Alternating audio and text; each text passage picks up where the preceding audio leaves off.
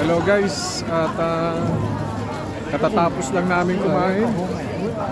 Eto at kasalukuyan naglalakad na naman dito. At eto, maraming kasalubong at kasunuran. Kumbaga ito yung area guys na tinatawag nila na pinaka-sentro to ng Osaka. Kaya ito guys, medyo nakikihalubilo na rin tayo kasi paminsan-minsan lang naman to at sinasamantala na yung mga pagkakataon guys. So mapapansin nyo guys, itong tinatahak namin ay walang katapusan. Kung saan lang kami anurin, doon lang kami susunod. Kaya ito, ang kagandahan rito, kapag naka-stop sila, ayan, kapag naka-stop talaga yung stoplight rito, stop.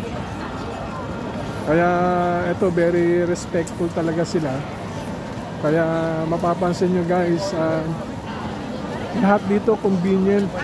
Magtanong, kapag hindi mo alam, magtanong ka lang guys at bibigyan kanila ng tamang direction kung may mga bagay na hindi mo naunawaan at naliligaw ka. So very approachable sila rito guys. Kaya okay na okay. At ito, sumusunod lang naman ako guys sa family ko kung saan sila pumunta. Doon din hinahatak yung paa ko papunta sa kanila. At nakakatuwang isipin guys na kahit pa paano yung blessings ng Panginoon ay binibigay dito, no? Kumbaga hindi natin sukat akalain. At eto, parang kala mo parang kailan lang at nandito na naman kami. So guys, kung wala sa inyo guys, especially sa mga supporters ko, wala rin ako rito ngayon guys sa harap nyo sa ngayon. At wag lang kalimutan guys, mag-like, mag-subscribe. Yung mga followers natin dyan guys, huwag kayong bibitaw kasi never ko rin kayong bitawan guys. Dito lang ako sa tabi nyo, patuloy na magbibigay ng update sa vlog kung anumang karakaran ngayon at update bibigay ko sa inyo guys. So anyway guys, at mukhang nawawala na ako ngayon at hindi ko na makita yung family ko.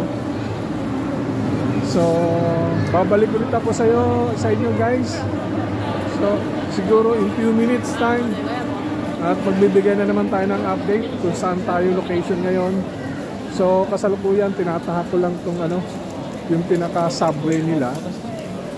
At hindi ko rin gaanong pamilyar kung saan to papunta. Kaya eto, at nagmamadali ako, naghahabol ngayon ako guys. Salamat guys pala sa mga patuloy na pumapatnubay, walang sawang tumatangkilik ng munting vlog ko. Merry Christmas guys sa inyo. Maraming salamat. Dito muna ako guys. Bye.